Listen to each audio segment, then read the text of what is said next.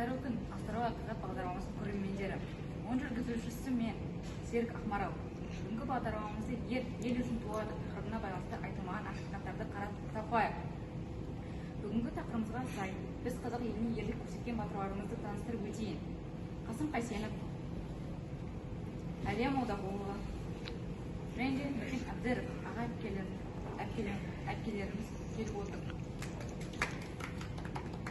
Бірінші Нұркен Әбдіров ағамыздан бастайық. Бірінші сұрақ. Неліктен сіз ұшқыш боламын деп шештіңіз? Мен бала кезімде солай армандадым. Екінші сұрақ. Елімді, жерімді қорғаймын деп ерлік жасағанда қандай сезімде болдыңыз? Және де қандай қорқыныш сезімі болды? Менде әрине де қорқыныш болды, бірақ мен өз жерімді тастамай намысын оянып, батылдығым жеңіп айта кетейін. Егер сіздерде батыр ағаларымыз бен әпкелерімізге сұрақтарыңыз болса, 872-72-255-1455 нөміріңізге звондап сұрақтарыңызды тікелей эфирде қоюларыңызға мүмкіндік бар. Бағдарламамызды жалғастырайық. Келесі сөз кезегін Әлия Молдағұлова әпкемізге берейік. Апай, бірінші сұрақ сізге. Сіз нәзік жанды табиғатыңызға қарамай, осындай ерлік жасауға не себеп болды? Қайсар мінез нәзік жанда да, ер азаматта да болатынын дәлелдеген батыр қызсыз. Мен негізінде Нұркен Әбдіровпен келісемін, яғни өз намысымды жібергім келмеді, және де өзімнің қазақстанды сақтағым келді. Осындай ерлікті таныту үшін нәзік жанды қыздарымыз бойына қандай қасиет сіңіру керек?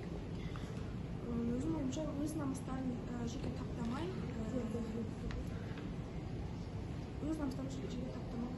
керек. Жақсы. Рахмет. Алло, сәлеметсіз бе? Сіз тыңдап тұрмыз. Сіз тікелей эфирдесіз. Алдымен өзіңізді таныстырып, қай қаладан тыңдап жатқаныңызды айтыңыз.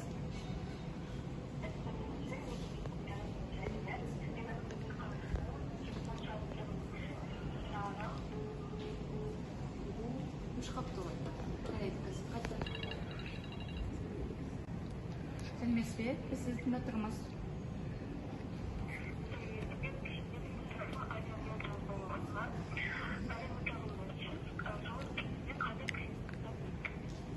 Мен жалпы соғыс кезінде айта алмаймын, себебі ол өте қиын болғаннан кейін қиын деп айтасың. Жақсы.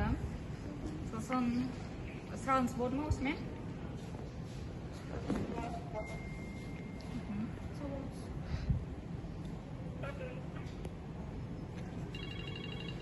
Біз екінші көрерменіміз звондап жатыр. Алло, біз сізді тыңдап тұрмыз.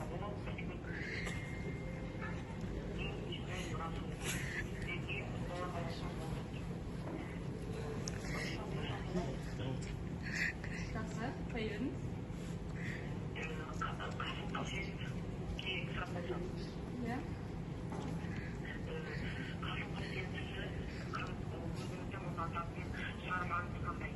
Менің ең жақсы көретін шығармам өзімнің жалған шығармам. Сұрақ қойып хабарласқаныңызға рахмет. Енді үшінші тобға Қасым Қайсенов ағамызға қояйық. Жау тылындағы бала керемет туындыны жаздыңыз. Сол туынды жазуға сізге не шабыт берді? 1971 жылы мен осы шығарманы жаздым. Және де Серік деген кішкентай баланың ерлігін, қайсарлығын көрсеткім сипаттаған келді. Жақсы. Екінші сұрақ енді. Жалпы ел үшін туады сезімі қалай аға? Әрбір еркек батыр болып өсу керек. Ол батыр болып тумайды, ол батыр болып өсе бастайды. Сол үшін әрбір отбасы ер жүректі қайсарлы батырлар қалайды.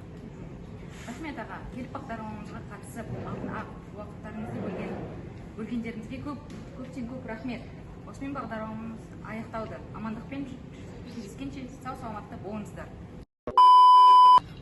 Не звондағансың дей? Қайырлы күн, Астана ақиқат бағдарламамыз. Қайырлы күн. Видеоға түсіріп жатырмын мен. Неудачный дубль.